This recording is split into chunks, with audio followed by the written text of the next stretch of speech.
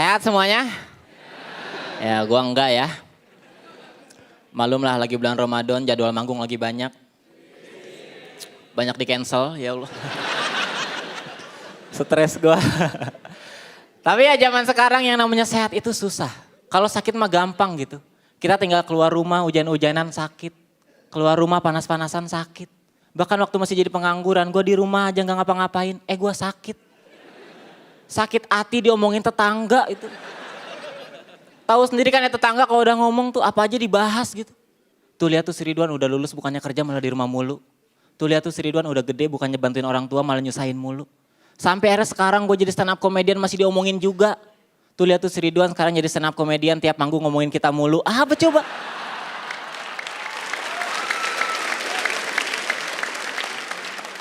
Sakit loh hati gue. Hati gue tuh lembut. Tapi ya jujur buat hidup sehat tuh susah. Apalagi gue ini seorang perokok.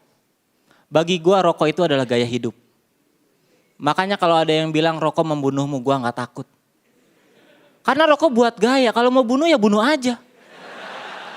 Toh percuma juga gue hidup kalau mati gaya.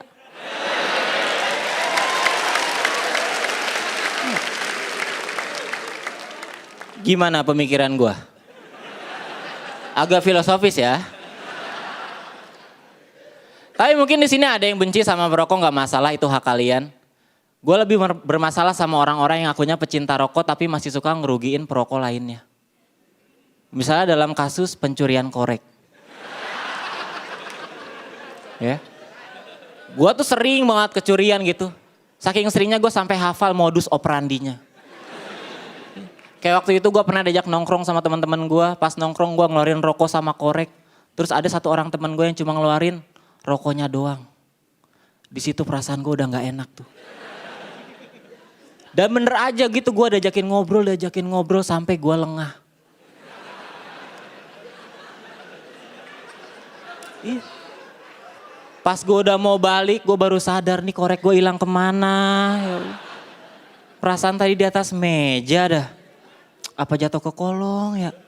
Itu gue cari-cari gak ada. Gue miss call gak aktif. Gue mau nanya temen gue juga gak enak, takut tersinggung ya kan. Masa cuma gara-gara korek doang kami berantem sih. Akhirnya yang bisa gue lakuin apa coba? Ya udahlah ikhlasin aja gitu.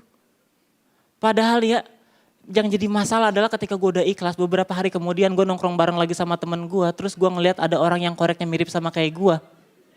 Kan gue jadi curiga ya. Korek kayak kenal nih.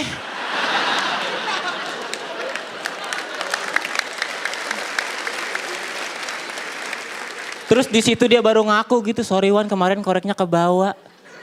Kirain punya gua. Habis pas gua pegang-pegang rasanya sama lah. Alasan macem apa itu? Kata gua sini balikin. Pas gua lihat buset abis. Lu pakai apa lu minum? Gua pakai Wan, pakai minum, buset.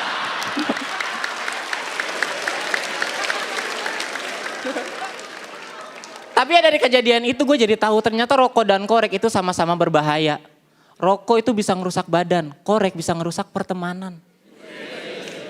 Makanya nih buat produsen korek gitu, next time kalian bikin korek, bikinlah korek dengan sistem keamanan yang jelas. Ya minimal bikin korek dengan password. Jadi kalau korek kita diambil orang, minimal di tangan pencuri korek kita nggak guna karena ada passwordnya. Password ini penting loh, gue sih gini ya. Kalau modus pencurian korek ini nggak pernah ada solusinya, gue cuma takut modus yang sama bakal digunain sama penjahat buat ngelakuin tindak kriminal yang lebih besar lagi gitu. Gue kan nggak mau ketika gue nanti udah punya keluarga terus diajakin nongkrong bareng sama teman-teman gue bawa anak sama istri gue, terus tiba-tiba ada yang cuma bawa anaknya doang.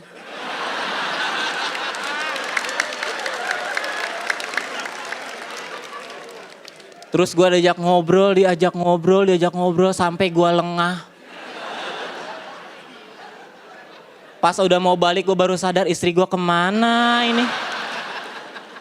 Perasaan tadi di atas meja deh. Apa jatuh ke kolong ya? Gue cari-cari gak ada. Gue mau nanya temen gue juga gak enak, takut tersinggung. Masa cuma gara-gara istri kita berantem sih? Akhirnya yang bisa gue lakuin apa? Ya udahlah ikhlasin aja gitu.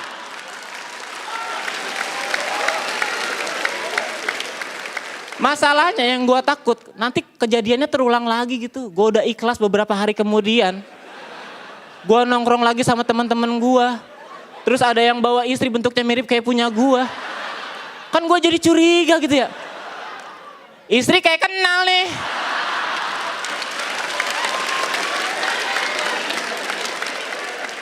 Terus di situ dia baru ngaku gitu. Sorry Wan, kemarin istrinya kebawa. Abis pas gue pegang-pegang rasanya sama.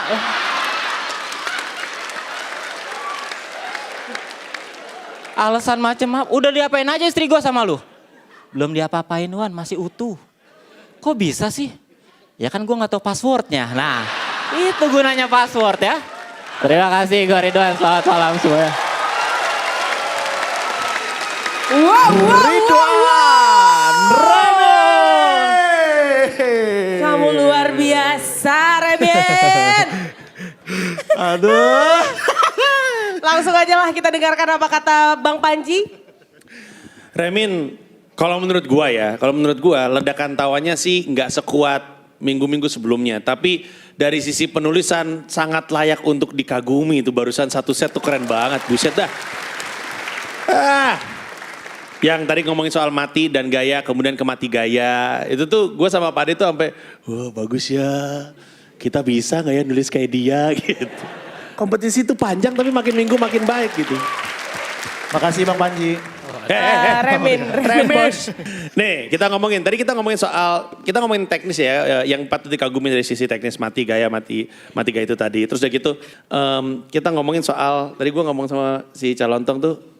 Soal ketika lu mulai mengulang joke untuk subjek yang berbeda gitu. Satu joke diulang, kita ada nebak-nebakan. Tadi lu nebak berhentinya di mana ya? Di 7 menit. Bukan. Bukan waktunya. Joknya.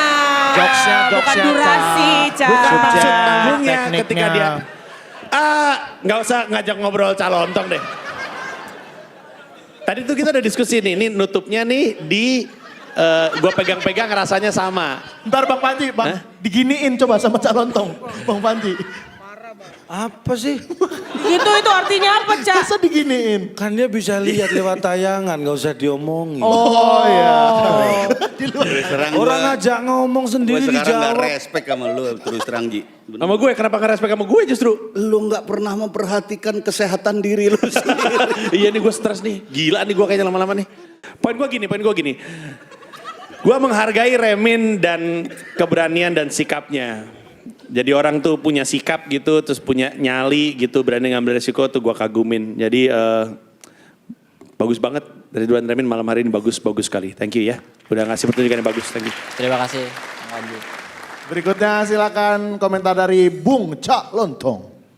Kalau Bung ya Bung, kalau Cak ya Cak. Jangan, Cak Bung Lontong. nggak harus dibalik. Oh iya. Lontong, Kalau Bung Bung ya Cak. Bung, kalau Cak ya Cak. Oh iya. Jadi nggak usah pakai lontong, Bung Cak gitu aja.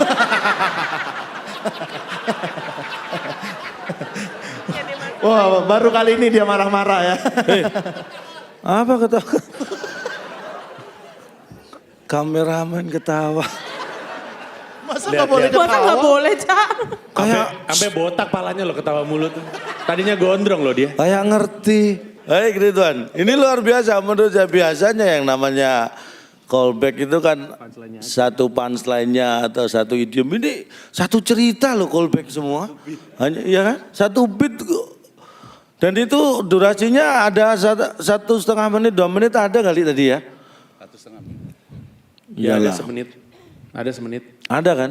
Artinya itu sesuatu yang menurut aku luar biasa itu. Karena begini, dari awal ketika kamu bicara sesuatu yang nggak lucu pun orang sudah terbawa gitu.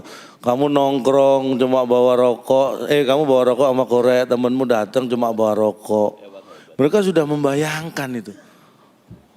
Jadi apa maksud saya begini, apa yang kamu sampaikan itu diikutin orang, diikutin dalam arti ingin mengetahui kelanjutannya apa. Ini yang susah dan menurut saya itu luar biasa.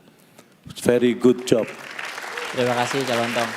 Very good job dari Cak Lontong. Berikutnya silakan komentar dari Bung Indro. Buat saya kamu memang sudah mengagumkan. apalagi soal prinsip. Saya cuma pengen mengingatkan, ini cara berpikir. Ketika kamu punya prinsip terhadap hal-hal politik misalnya, apapun misalnya. Tapi ada satu prinsip yang kira-kira mungkin kita semua sebagai penampil di sana, sebagai public figure yang perlu kita pikirkan juga untuk kemaslahatan semua, bukan hanya golongan ya. Rokok misalnya. Ini yang tadi dikatakan bahwa tidak boleh apa segala macam. Kayaknya saya lebih memilih bukan karena dilarang, bukan karena tidak boleh. Tapi ini adalah norma umum. Sama seperti misalnya kamu punya beat soal perempuan. Bagaimanapun juga perempuan punya norma-norma tertentu yang kayaknya kita juga nggak boleh melecehkan itu gitu. Dan hanya karena itu saya nggak bisa kasih kompor gas. Walaupun sebetulnya kalau tidak ada itu kamu kompor gas banget. Terima kasih, keren banget, bagus banget. Terima kasih Pak Dendro.